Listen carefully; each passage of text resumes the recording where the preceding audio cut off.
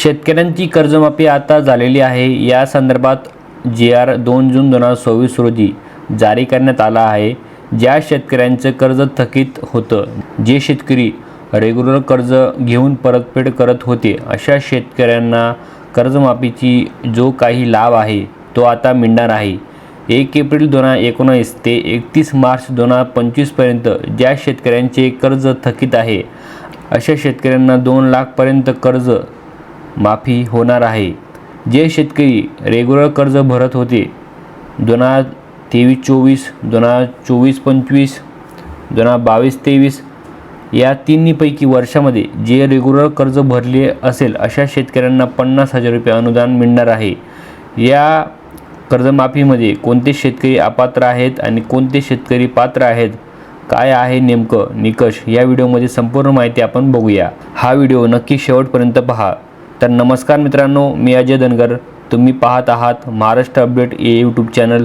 तर चला मित्रांनो, व्हिडिओला सुरुवात करूया।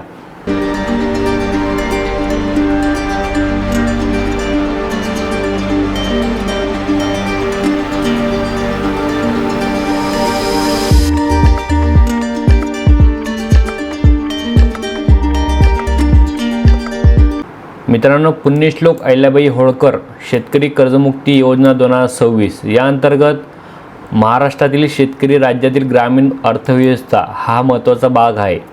यामध्ये नियमित पाऊस, गारपीट, दुष्काळ, अतिवृष्टी, महापूर यासारख्या नैसर्गिक आपत्तीमुळे शेती पिकाचं खूप प्रमाणात नुकसान होतं। त्यामुळे शेतकरी बाधित शेती कर्जाची मुदतफेड परतफेड करू शकत नाही। अशा शेतकरी थकबाकीदार झाल्यामुळे त्यांना बँकेकडून नव्याने पीक कर्ज उपलब्ध होऊ शकत नाही।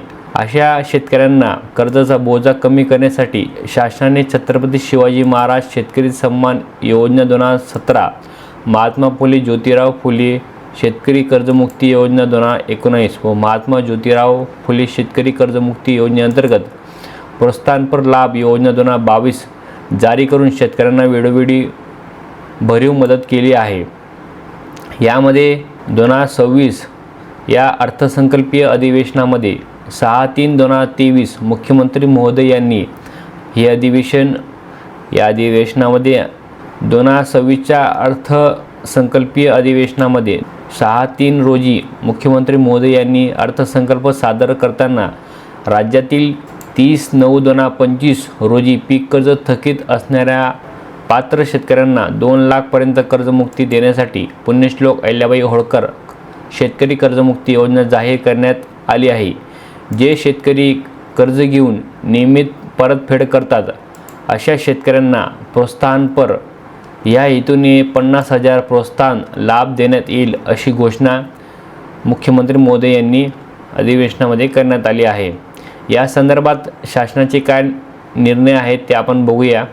यामध्ये 2/6/2026 झालेल्या मंत्रिमंडळ बैठकीत याच्यामध्ये कर्जमुक्ती व कर्जाची नियमित परतफेड करणाऱ्या शेतकऱ्यांना प्रोत्साहनपर लाभ हा देण्यात आला आहे। त्याच्यामध्ये पुण्यश्लोक अहिल्याबाई होळकर शेतकरी कर्जमुक्ती योजना 2026 या संदर्भामध्ये कर्जमुक्ती धोरण आता नेमकं काय आहे त्याच्यामध्ये आपण पहिला भाग बघूया। जे शेतकऱ्यांनी 1/4/2019 ते 31/3/2025 पर्यंत उचल केलेल्या अल्पमुदत पीक कर्जाची 30/9/2025 अखेर थकीत असलेले 31/3/2026 अखेर परतफेड न झालेल्या किंवा अनेक बँकांकडील सर्व कर्ज खात्यातील एकत्रित थकबाकीची मुदत व व्याजासह अधिकतम रक्कम 2 लाखपर्यंत आहे। अशा शेतकऱ्यांची जमीन धारण्याची क्षेत्र विचारणात न घेता त्यांच्या कर्ज खात्यात 2 लाखपर्यंत कर्जमुक्तीची लाभ देण्यात येईल। याच्यामध्ये काय सांगितलं आहे मित्रांनो, की तुमची जमीन कितीही असो हे मॅटर नाही करत।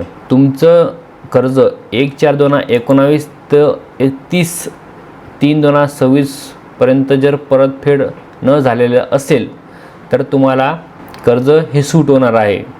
त्याच्यामध्ये आपण दुसरा निकष बघूया की 1/4/2019 ते 31/3/2025 पर्यंत वाटप केलेल्या अल्पमुदत पीक कर्जाचे पुनर्गठन फेरपुनर्गठन करून मध्यम मुदत कर्जात रूपांतर केलेल्या कर्जामधील 30/9/2025 रोजी थकीत असलेल्या 31/3/2026 अखेर परत न झालेल्या हप्त्याची मुदत व व्याजासह अधिकतम रक्कम 2 लाख पर्यंत असल्यास त्याचा कर्जमुक्ती योजनेत समावेश करण्यात येईल. 31/3/2026 पर्यंत परतफेड न झालेल्या शेतकऱ्यांच्या किंवा अनेक बँकांकडील सर्व कर्ज खात्याची एकत्रित थकबाकी रक्कम विचारात घेऊन प्रति शेतकरी 2 लाख मर्यादेपर्यंत कर्जमुक्तीची लाभ घेण्यात येईल. तिसरा जो निकष आहे त्याच्यामध्ये ज्या शेतकऱ्यांनी यापूर्वी महात्मा फुले शेतकरी कर्जमुक्ती योजना 2019 या योजनेचा लाभ मिळाला आहे अशा शेतकऱ्यांनी 1/4/2019 ते 31/3/2025 पर्यंत उचल केलेल्या अल्पमुदत पीक कर्ज व पीक कर्जाचे केलेले पुनर्गठन फेरपुनर्गठन केलेल्या थकीत हप्त्याची 30/9/2025 अखेर थकीत असलेल्या 31/3/2026 अखेर परतफेड न झालेले किंवा अनेक बँकांकडील सर्व कर्जाची खात्यातील एकत्रित थकबाकीची मुदत व व्याजासह एकूण रक्कम 50,000 पर्यंत असल्यास त्यांना या योजनेअंतर्गत 50,000 रुपये अधिकतम मर्यादेपर्यंत कर्जमुक्तीचा लाभ देण्यात येणार आहे. आता एक वेळ समझोता OTS म्हणजे नेमकं काय आहे त्याच्यामध्ये आपण बघूया. पहिला निकष की सदर योजनेमध्ये 1/4/2019 ते 31/3/2025 अखेर उचल केलेल्या अल्पमुदत पीक कर्जा खात्याची किंवा अनेक बँकांकडील सर्व कर्ज खात्याची मुदत व व्याजासह 30/9/2025 रोजी थकीत असलेले 31/3/2026 पर्यंत परतफेड न झालेल्या एकत्रित थकबाकीची रक्कम 2 लाखपेक्षा जास्त असेल अशा शेतकऱ्यांनी प्रथम 2 लाखपेक्षा जास्त असलेल्या थकीत रक्कमेची बँकेस संस्थेत परतफेड करणे आवश्यक आहे. म्हणजे याच्यामध्ये काय दिलं आहे की जर तुम्ही 2 लाखपेक्षा अधिक जर लोन घेतलं असेल आणि ह्या नमुन्यामध्ये जर तुम्ही बसत असणार तर त्याच्यामध्ये कसं आहे की 2 लाखच्या वरती तुम्हाला जे पण अमाऊंट तुमचं असेल ते पहिले अगोदर भरावं लागेल. त्यानंतर तुमचं त्याचा आतल्या आत 2 लाख तुम्हाला सूट होईल. म्हणजे समजा जर 3 लाख तुमचं कर्ज घेतलं असेल तर तुम्हाला 1 लाख भरावं लागेल आणि 2 लाख ते सूट होतील. याच्यामध्ये हे निकष दिले आहेत. 2 लाखपेक्षा जास्त असलेल्या थकीत रकमेची परतफेड करणे आवश्यक असेल अशी रक्कम परतफेड केल्यानंतर पात्र शेतकऱ्याला एका वेळी समझोता अंतर्गत OTS 2 लाख रकमेचा लाभ देण्यात येईल. बघा मित्रांनो, रक्कम बँकेमध्ये जमा करण्यासाठी 31/3/2027 पर्यंत मुदत देण्यात येईल. याची सर्वांनी नोंद घ्यावी. ज्या शेतकऱ्यांनी 2 लाखच्या वरती पीक कर्ज घेतलं असेल किंवा 2 लाखच्या वरती पीक कर्ज घेतलं असेल किंवा थकीत केलं असेल अशा शेतकऱ्यांनी 31/3/2027 पर्यंत तुमची परतफेड करण्याची मुदतवाढ आहे. जर तुम्ही परतफेड केली तरच तुम्हाला कर्जमाफी मिळेल, अन्यथा मिळणार नाही.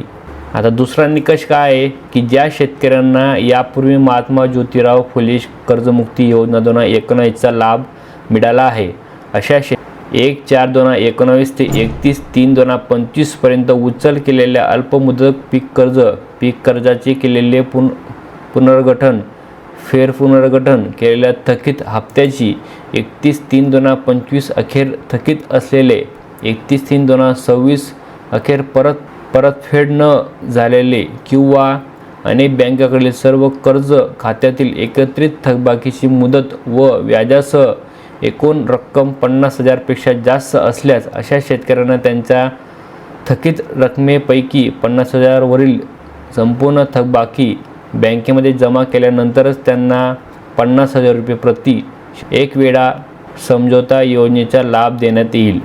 आता प्रोत्साहनपर लाभ काय आहे नेमकं आपण जाणून घेऊया. वित्तीय शिस्तीला प्रोत्साहन देण्यासाठी व नियमित परतफेड करणाऱ्या शेतकऱ्यांना प्रोत्साहनपर लाभ देण्यासाठी 2022-23 सन 2023-24 व 24-25 या 3 आर्थिक वर्षापैकी कोणत्याही 2 आर्थिक वर्षात पीक कर्जाची उचल करून थकीत वर्ष संपल्यानंतर 30 जून पूर्वी किंवा बँकेच्या उचलित नियमानुसार विहित वेळेत यापैकी नंतरची असेल तर दिनांक पूर्वीची कर्जाची परतफेड केलेल्या शेतकऱ्यांना प्रोत्साहनपर लाभ देण्याच्या हेतूने प्रति शेतकरी 50,000 इतक्या अधिकतम रकमेपर्यंत लाभ देण्यात येईल. तथापि अशा शेतकऱ्यांनी सन 25-26 व 26-27 या आर्थिक वर्षात अल्प मुदत पीक कर्ज घेतलं असेल अशा शेतकऱ्याची देखील विहित मुदतीत परतफेड करणे अनिवार्य आहे. मित्रांनो, हे जे 3 वर्ष आहेत 22-23 व 23-24 आणि 24-25 या तिन्हीपैकी कोणतेही 2 वर्षात जर तुम्ही तुमच्या दिनांकाच्या आत पीक कर्ज भरलं असेल किंवा दिनांकपूर्वी तुम्ही पीक कर्ज जर भरलं असेल बँकमध्ये तरच तुम्हाला 50,000 रुपये मानधन मिळणार आहे. जर तुम्ही ह्या तिन्ही वर्षांचा ज्यावेळेस तुम्ही समजा 5 जूनला जर पीक कर्ज घेतलं असेल आणि जर तुम्ही उशिरा पीक कर्ज भरत असणार तर तुम्हाला 50,000 रुपये हे मिळणार नाहीत, याची दक्षता घ्यावी. याच्यामध्ये सन 2023-24 व 24-25 या वर्षात घेतलेल्या व त्याची विहित कालावधीत परतफेड केलेल्या अल्प मुदत पीक कर्जाची रक्कम 50,000 पेक्षा कमी असल्यास अशा शेतकऱ्यांना त्यांनी 23-24 अथवा 24-25 वर्षात अल्पमुदत पीक कर्जाचा मुद्दल व व्याजासह प्रत्येक परतफेड केलेल्या रक्कम किंवा किमान 5,000 रुपये रक्कम प्रोत्साहनपर लाभ देण्यात येईल. हे काही निकष आहेत मित्रांनो कर्जमाफीबद्दल, आणि याच्यामध्ये खालील निकष पण दिले आहेत की सदर योजनेचा लाभ देत असताना वैयक्तिक शेतकरी हा निकष ग्राह्य धरण्यात येईल, याची सर्वांनी दक्षता घ्यावी. या योजनेमध्ये शेतकरी कर्जमुक्तीचा लाभ दिलेल्या शेतकऱ्यांना प्रोत्साहनपर लाभ दिला जाणार नाही. सदर योजना शेतकऱ्यांनी राष्ट्रीयकृत बँक, खाजगी बँक, प्रादेशिक ग्रामीण बँक, जिल्हा मध्यवर्ती सहकारी बँकेकडून घेतलेल्या कर्जासह लागू राहील. तसेच प्राथमिक कृषी पुरवठा सहकारी संस्थांनी त्यांच्या स्वतःच्या निधीतून वितरित केलेल्या कर्जांना देखील सदर योजना लागू राहील. याच्यामध्ये योजनेच्या निकषानुसार पात्र शेतकऱ्यांचे आधार प्रमाणीकरण करणं तसेच स्टॉक आधार सामग्री मंचावर शेतकऱ्यांची नोंदणी अनिवार्य आहे. मित्रांनो, जर तुम्ही फार्मर ID जर काढली नसेल तर लवकरात लवकर फार्मर ID काढून घ्या. आणि दुसरं निकष जो आहे की योजनेचा लाभ मिळण्यासाठी खालील व्यक्ती पात्र असणार नाही. म्हणजे महाराष्ट्र राज्यातील विद्यमान पूर्वभूत मंत्री किंवा राज्यमंत्री, पूर्वभूत लोकसभा राज्यसभा सदस्य, विद्यमान पूर्वभूत विधानसभा विधान परिषद सदस्य, जिल्हा परिषद पंचायत समिती सदस्य आणि नागरी स्थानिक संस्थेचे सदस्य, महानगरपालिका, नगरपालिका, नगरपंचायतचे नगरसेवक अशा शेतकऱ्यांना या निधी हा मिळणार नाही.